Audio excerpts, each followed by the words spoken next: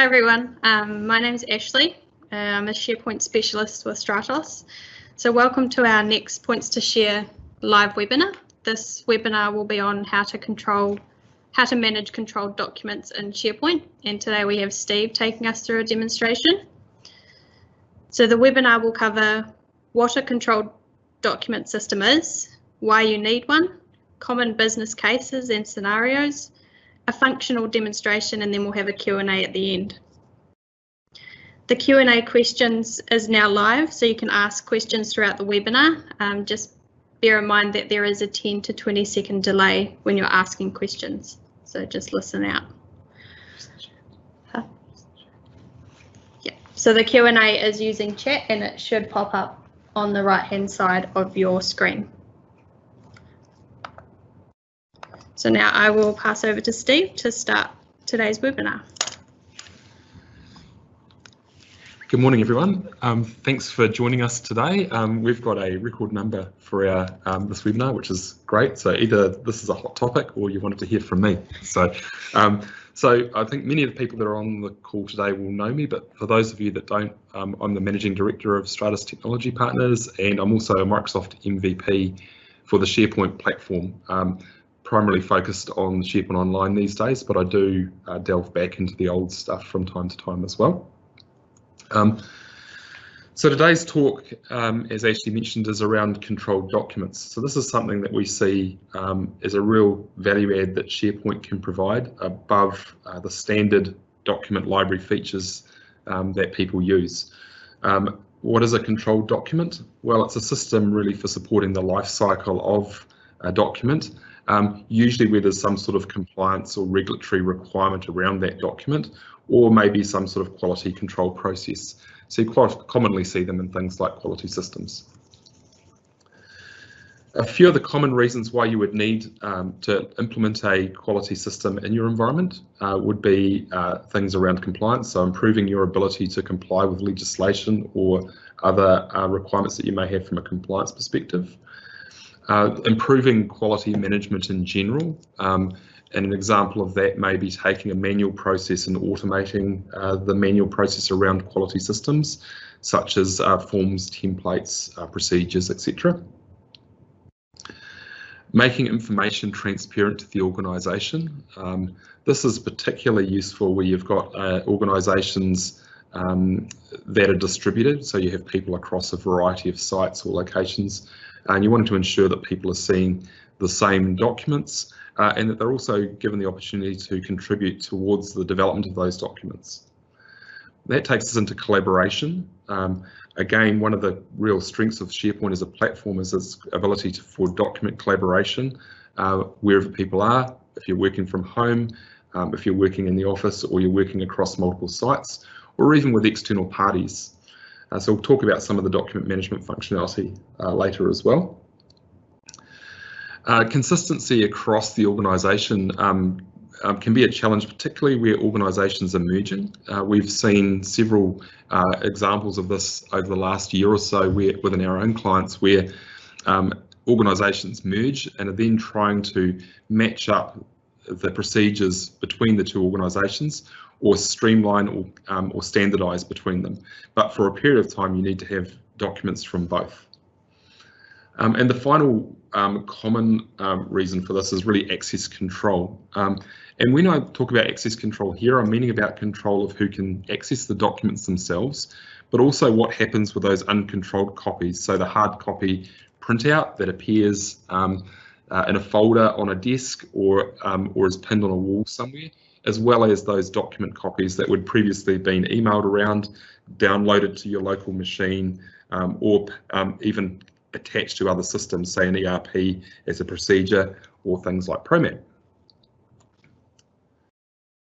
From a document management requirement, we generally see these basic requirements, and they might seem quite simple, but they can get a little bit more complex as we delve into how to actually implement them. So the first requirement usually is the ability for someone to create draft items. If you're familiar with SharePoint, draft item security is what I'm talking about here.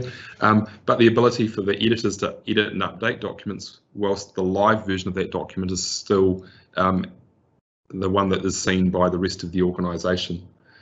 We also see the requirement for audit trails, particularly around the development of the document and the approval of the document. This is usually a compliance requirement and is usually something that comes up in audit when your controlled document system is audited. The ability to get reminders when items are due for review. This is something where organisations that have a lot of documents in particularly or large numbers of complex documents need to be reviewed would see this as a requirement. And so it's something, an email reminder to say, hey, you've got some documents that need to be reviewed in the next wee while. Here's your list, please action them. We also need a way often to identify when a source item was printed.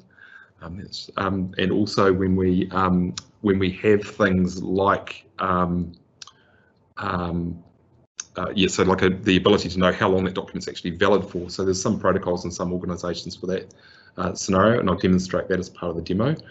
And then the ability to find the document, and then once you've found it, knowing that it's the correct version of the document, so the single version of the truth. So those are the common requirements. We also see some less common requirements that are organisational specific. Today I'm going to focus on the common ones. However, if you do have a question about a more specific requirement, please fire it into the chat and we'll see if we can answer that question at the end for you. And if not, we can follow up afterwards. So as I mentioned, document management, especially around controlled documents, has some complexities. Some of these complexities aren't technology, they're actually around the process itself. So from a duration perspective, these processes may have statutory timeframes. So it may be that when you receive a particular form, it needs to be managed or something needs to be responded to within a time frame, say 10 working days, for example. There could be delays with people being away, availability, annual leave, sick leave, or just general busyness. So those are two really important factors, especially when it comes to working out how your workflows will run.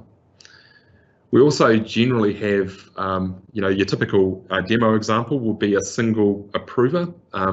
That's quite trivial to implement. However, in the real world, we generally see multi-stage approvals. Normally some sort of review process, line managers involved. There may be a review committee. There might be a signature required from the CEO. There's often a consultation requirement, especially around policy documents. In this type of scenario, you may need to get feedback from staff. It could be all staff. It could be union representatives, or it could be interest groups within the organisation, or in some cases, even people that are your partners or outside the organisation, which takes us into the external review requirement. With external reviews, we're talking about people like consultants, partner organisations, legal requirements, legal team, auditors, etc. So there's a number of different things that can make document management complex. And as you can see, some of these are not technology problems. They are also related to wider organisational needs. So what does an approval process actually look like? So this diagram we're showing now is a typical document lifecycle in a quality system.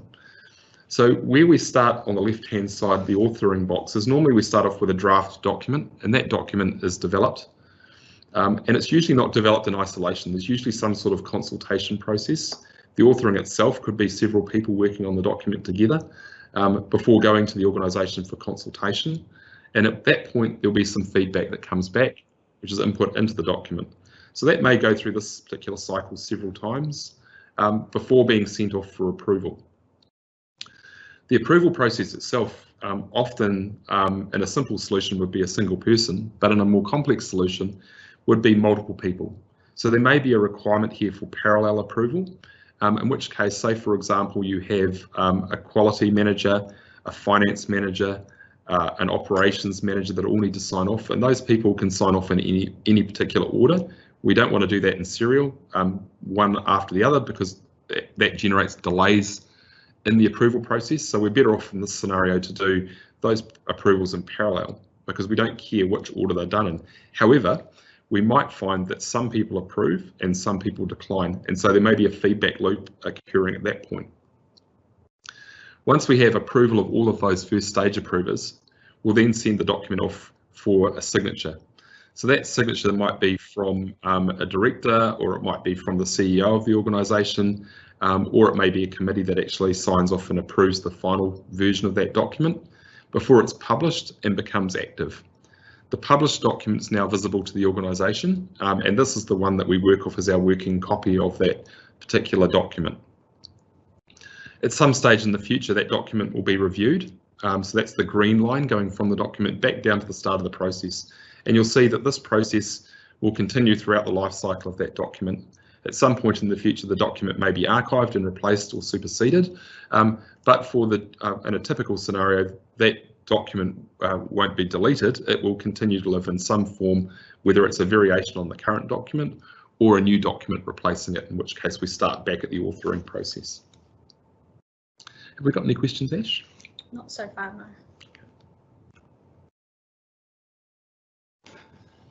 So now we'll go into an actual demonstration of some of the functionality in SharePoint. And before I start this, what I'll talk about here is that I'm going to do this demonstration as me as an individual, but there are roles in this particular workflow which could be other people in your organisation, or should be other people in your organisation.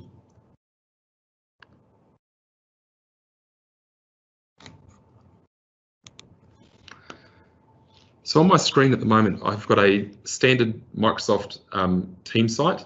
This Teams site's actually linked to Microsoft Teams, so we'll demonstrate that later, with a SharePoint document library that I've customized for the purposes of managing some controlled documents.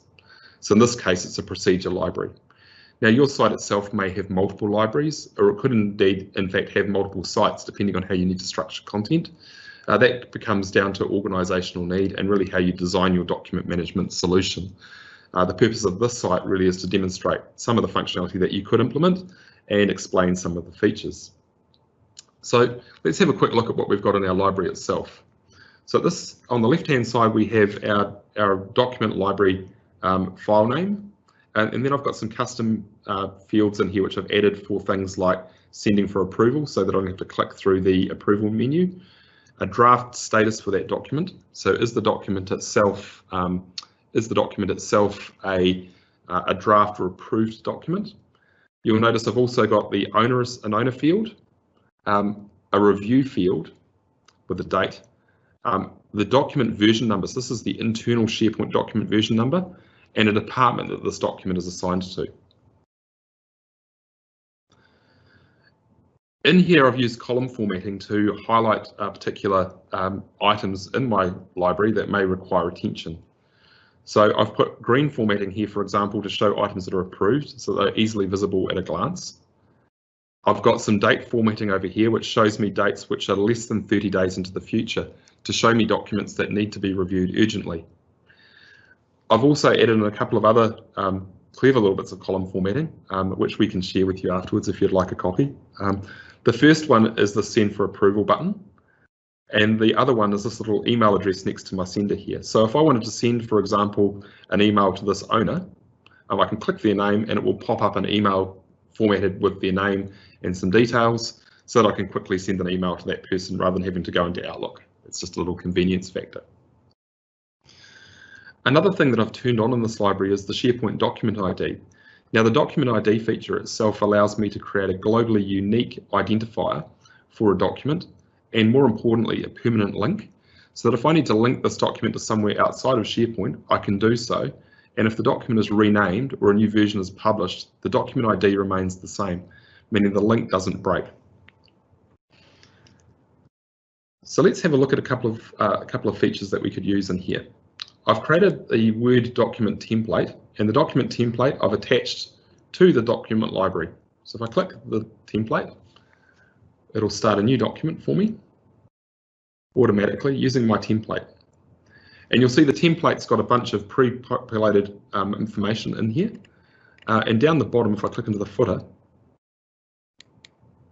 it includes my draft document status as draft and my procedure document ID. So this is actually the document ID coming from SharePoint. And I've also got that this document is valid for 7 days from the 17th of June, which is today's date. I'll just go up to my header up here and I'll just call this one demo. That's going to save that document back into SharePoint. I'll click back over into SharePoint, and you'll see a new document has appeared in my document library over here, and you'll notice that it's got some required metadata on here. Now the reason for that is because I've set these fields as compulsory. So I've got a compulsory field for the owner, reviewer and business unit. By selecting the document and then the information panel, I can go into the document and configure the metadata. So in this case here, you'll see it's shown through my document ID. I'm going to put an owner in here and I'm going to make this one Ashley. Let me pick Ashley from my list and you'll see it saving. I'm going to enter a review date. Now this could be calculated. So we could calculate that review date to be, say, today plus 365 days, for instance. And I've also got down here a business unit, and we'll make Ashley the head of engineering. So now my metadata in my SharePoint library will update with that item. I'll just quickly refresh my page. We should see that update. And you'll notice also, there we go, all good things that don't work in demos. Let me just see why that is. So I'm just going to select my document again. It may have been because it was still trying to change the document in the background. I'll just whip through here and just change that owner to Ashley. Pretty sure I watched that save before too. We'll set the review date. We'll make that review date. We'll make it next week and you'll see that it goes red when we do that. And then I'm going to send it down here for our business unit and choose engineering and wait for it to save.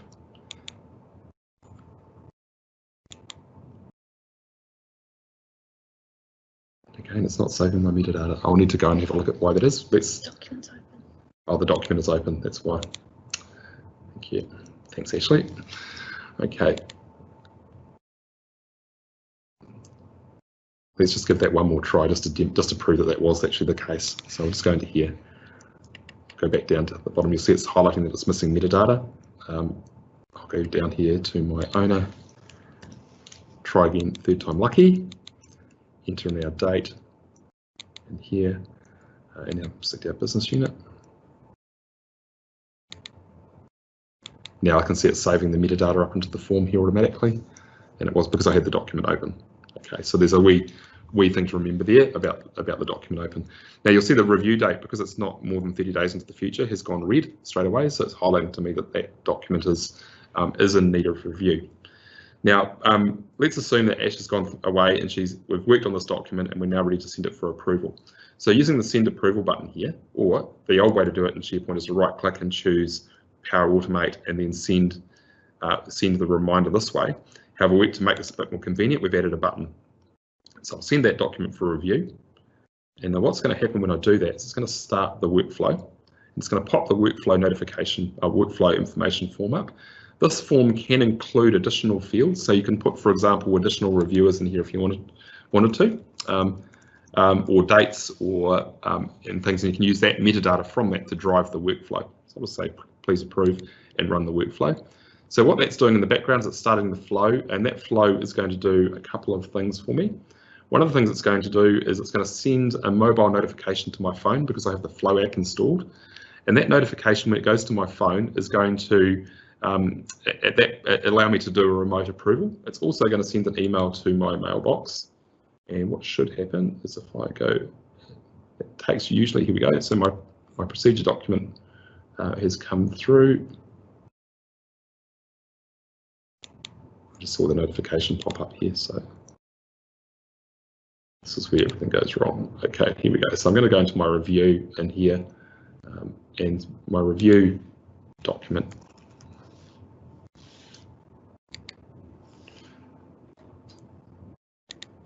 My review request here, this form here, I've customized the email message. So the email message is giving me the steps that I want to do for my review, and it's also giving me a link to my procedure. So I can click that link to review the document, and then it's also giving me an approve and reject buttons down the bottom down here. So if I go in here now and approve this document, and then I can put an optional reason here, looks perfect, and then go submit on that item. What it's going to do now is it's going to complete the flow, and over in SharePoint, if we just give that a few seconds, you'll notice at the moment it's got a draft status here, and you'll notice also that the version number is version 0.1 of this document. So in behind the scenes, we have the document approvals running, And now if I refresh this page, and that workflow completes, it's probably still running. We'll just give that a moment.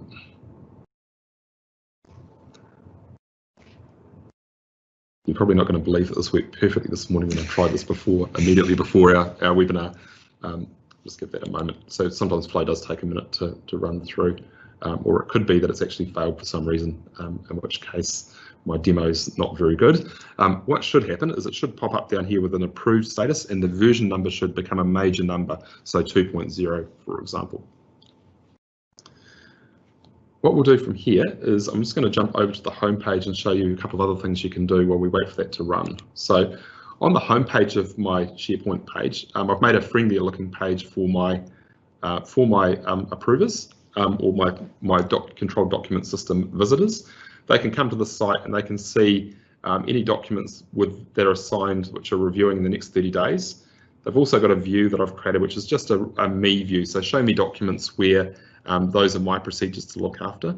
And an activity feed down the side down here to see recent changes to these documents.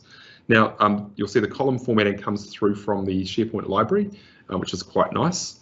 And I can also take this and look at it in Microsoft Teams. So I'll just leap over to Teams for a second, and in Teams on the left-hand side down here, I've got in my team for my controlled document system, I can also have that SharePoint view appearing, meaning that my users can access the documents from wherever they are. So I'm just going to jump back over into here and have a quick look and see why, if that has actually approved. I think the answer is it hasn't. It's probably because there's something funky going on with my workflow. So we'll just park that there for the moment and just have a quick look in the workflow itself. It's saying that it's run. So we'll just have a look at the log and see why that might be. It's saying it's failed. It's told me it's failed 3 minutes ago, and it's probably going to tell me why if I click into here and drill down. So let's have a wee look, dive into the detail for a second. It's failed to set the content status down here, and the reason for that is it hasn't been able to. Probably hasn't yet. It's got a reporting a bad gateway. That normally is something to do with the default document status on that item. It's trying to set it but can't. So we'll need to find out why that might be. Let's just have a quick look. So we've got a few minutes here. We'll have a quick look and see if we can just approve another document. So I'll just do this one down here, run through the same process. So I'm going to click the send for approval. You'll see it's draft. We'll just run through this quickly and run that one. It should send a notification through. This time what I'm going to do is I'm actually just going to approve this on my phone, which you can't see, but what it's done is it's popped up a notification on my phone to say you've got an item for approval. If I go into my phone app and then click onto the Flow Approvals app, it'll show me any items that I need to approve. From there I can click approve and then confirm, and what that will do is initiate completely the flow, and we'll just give that a minute. It also sends an email, and the actionable email card that we saw before will update automatically as part of that approval process. So I'll just give that a moment. Let's refresh my browser. You'll see that this document is now approved. You'll see that the version number is changed to version 4, so that does prove that the process does work. It's probably something to do with my, I can see the item is checked out. That's the problem. So the file, you'll see the little checked out icon up there. If I check the file in, everything would have worked fine. That just goes to show you should try these things out a couple more times before you do a demo. So I'll just jump back over into our slide deck now. We have a question. We have a question? Yeah. So hi Steve, is Exchange Online necessary for smooth implementation of approval flows as you've outlined? It is. In general, we'd recommend installing having Exchange Online before implementing SharePoint. However, we know that sometimes that's not always possible. So if you do have Exchange 2016 server, you need to have one of the latest cumulative updates. You can use approvals. You may want to though consider. I don't know if you can do actionable cards with that. So that would be something we'd need to test. Certainly we could test that and come back to you on that one. Any other questions? That's the one for now. Great. Okay. Thank you. Okay. So there's a few other things that you might want to incorporate into a quality system. This is not a comprehensive list, but a few things that we commonly see. So with Power Automate, you can generate PDF versions of documents. So that's in that scenario, when the document is approved, either send it off for signatures with a service like DocuSign, and then convert to PDF. We use a tool called Encodian. Encodian is free for 50 document conversions or less per month. And it's reasonably priced for larger numbers. So it gives you a set of additional extensions for Power Automate. It's a very useful tool. There are other conversions as well. Adobe have one, or you could use the OneDrive method of PDF conversion. However, the quality of the PDF conversion there is lower than these unpaid services. You may also want to publish this document to an external system. So one of the features that you can use for that is the ability to FTP a document. It's an old feature, but it actually allows you to take a document and send it to something outside of SharePoint. Or you can use an API call to do those as well. For API calls, you need a premium Power Automate license. So that's about $15 per user per month, but you only require it for the users initiating that the workflow, so not for all users. You may have a requirement to integrate into your learning management system. So this is another common requirement. So where we use the document ID permalink, you could link a procedure document, for example, back to your LMS. Do that using the document ID link rather than the document standard sharing link, and that way it will survive document renames and relocations if somebody moves that document to a different location. And sorry, capturing signatures again. DocuSign is probably the most widely used option for this. It is reasonably expensive, $6 per envelope or something similar. There are other methods of getting signatures and a few other tools out there, but DocuSign is the one we see the most. So I'll just give a bit of a summary of what we've been through this morning. Basically, SharePoint as a tool meets many of the common requirements for document management scenarios, and also some of the advanced requirements, particularly around document control. However, it does require configuration. So it's configuring document libraries, it's implementing automated workflows, document templates, and design. So that's something that is entirely doable without custom development, but does require a reasonable knowledge of SharePoint functionality to do. But there's plenty of capability there. Automation and collaboration will improve efficiency around document control and review processes in particular. We see organisations spending large amounts of time reviewing documents and making sure that that they're working on the correct versions. Email attachments being sent all over the place was common, but it's becoming less common now, and SharePoint really is the solution people are using for that. Some people have asked me about, can we use OneDrive? Yes, you can, but OneDrive doesn't give you the ability to have the metadata and the document control. In OneDrive, those documents are tied to the individual. They should really be in SharePoint where they're tied to a team of people. You can build a comprehensive audit trail around documents, and one of the things I didn't show in the documents was the document version history. So it will show you all of the people that have approved at what time they've approved, and you can capture additional information either into a list or into a multi-line text field to capture that audit history to make it easy to present to your auditors when the process is being reviewed. Document control systems are really at the heart of most quality systems. They're an important part of ISO 9001 and even standards such as ISO 27001, which we're doing at the moment, where you have hundreds of documents around document security. It's a great way to manage that. And they also have requirements around review processes. Everything we've shown today can be done with your standard Office 365 licensing with no additional cost. So if you've got Office 365, say an E-plan or an academic plan, or even the premium business plans for small business, the functionality we've seen today is available for you at no additional cost. But improving document control is really a high value improvement to your organisation. So spending time on this is something that organisations generally want to do.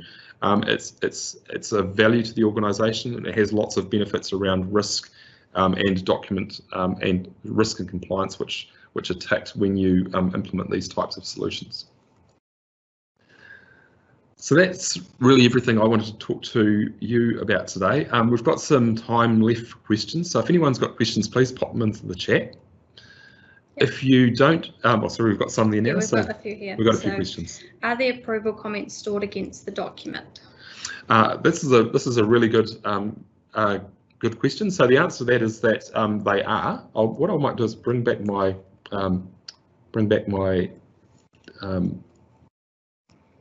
demo screen and just show you how I mean with that. So this document that we approved down here, what I've done with that one is we went through an automation process, and if you go and look at the version history, we'll see the version history in here. Now what I've done in my flow is I've written some additional data into that version history.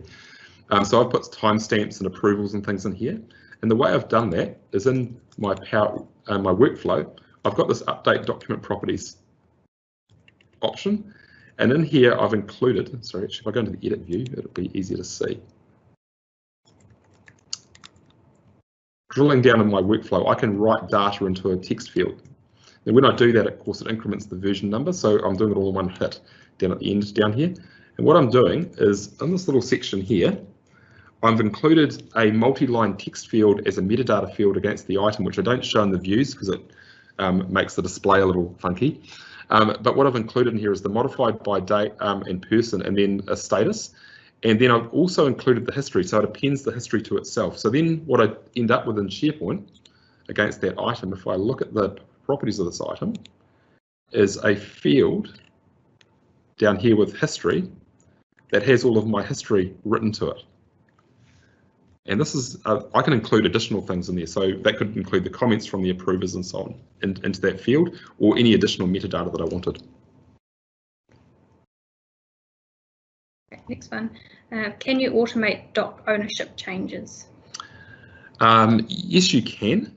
So two scenarios here. One is I have people that are leaving a person who is an owner of a document leaves the organisation. Now, if we change the metadata on that field, of course, it's going to create a draft version. So what we want to do there is create another workflow around that particular activity that doesn't require an approval. And you may have some sort of simple sign-off for reassignment of owners, but I would do that outside of the standard document lifecycle component. You could do that through a workflow that acts on all items, or you could just simply use Quick Edit to do it if you've got smaller numbers of documents.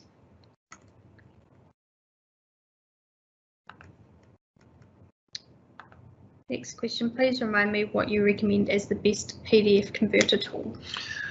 So the tool that we use is a tool called Encodian. Encodian create a whole lot of document management tools, so ENCODIAN. We can pop the link to that into the chat as well. So Encodian we found them to be very responsive. They're based in the UK. If we ask them a question, we normally get a response overnight. And they have some really great tools, including the ability to add custom bookmarks, custom footers, watermarks and so on into documents as well. So very useful for controlled documents. How does it look to the non-author view the documents? Do they see drafts? So with the draft item security in SharePoint, they would only see the published version of the document. Now, there's two scenarios to consider. One is a new document that hasn't been published. They wouldn't see that at all. Another one is a document that has version 1 published and version 2 is in development. So we now have some minor versions like version 1.1 and 1.2. A user with view access would see version 1, not the version that's in development.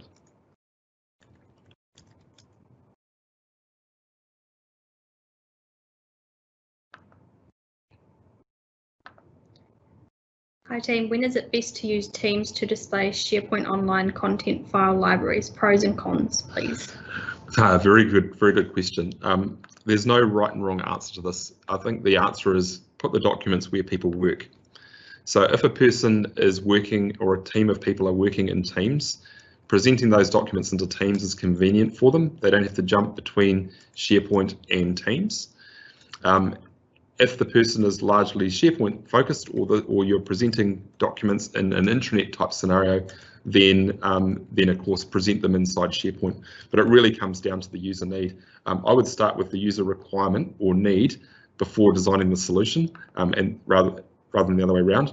Adding the tab in is a trivial step in the process. So you know, you can provide both with no significant overhead to yourself. How do you add permissions to get collaborators to work on the document, and are they cleaned up after the document is approved?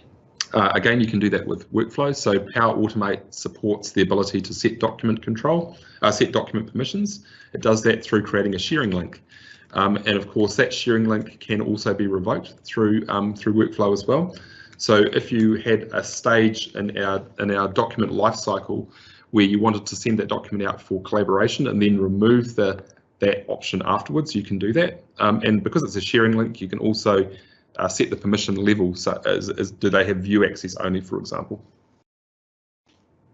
How does this document management system relate to Teams? So in this particular scenario, I have a SharePoint team site with a Microsoft team associated with that site, so it's the same site. However, in Teams, you can roll up documents from a different SharePoint site to a team using in the tab. So the team in that case doesn't need to relate back.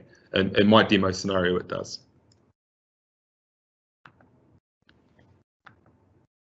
Can you print non-controlled in a printed version every time it is printed, whether it is published or not? Sorry, I didn't quite catch the answer. Understand that question. So, can you print non-controlled in a printed version every time it is printed? Yes, you could do. You could do that through the footer of the document template. So one of the things to think about here is that document templates behave differently when you're working in the desktop version of Word versus the Word Online version. So when you create that document, you can put that into the footer. You would need to inject the field as part of that document footer.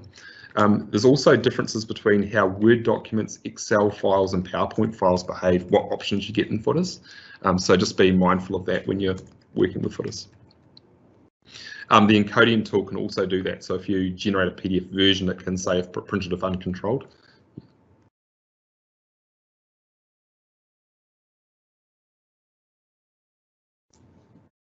The document feedback button.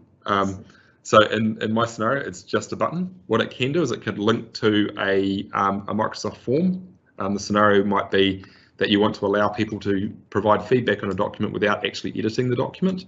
So you could provide a link there to a Microsoft form. That form can be used to ask a simple survey. So what type of issue is it? Is it a major or a minor? And then you could use that to drive a workflow as well. So notify someone if someone finds a major issue with a procedure, or just collate the result if it's a minor change that should be reviewed at the next review cycle.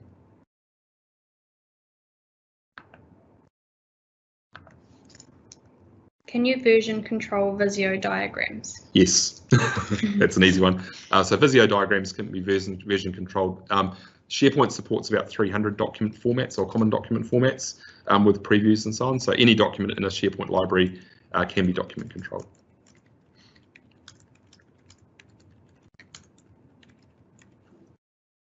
Okay, we've got time for maybe a couple more if there's a couple more, and then we might jump. Okay, no more questions at this time? No more at this time. Great. Okay, look, thank you very much everyone for your time today. I hope this presentation's been informative and given you some ideas. If you'd like to talk more about this, here's our contact information. We are very happy to have a chat, answer specific scenarios and help with a question that you might have about SharePoint. And of course, we'd love the opportunity to actually implement something for you or provide some training. So that's everything from our team today. Ashley will be sending out a little survey after this presentation. So please fill that in. We'd just like to improve our process. This is our first time using Microsoft Teams live events as well. So if you'd like to learn a wee bit about that and how we did that, we've got a tip sheet. And of course, any questions, please come back to us. Yeah, thank you for your time today, and we'll look forward to talking to you soon.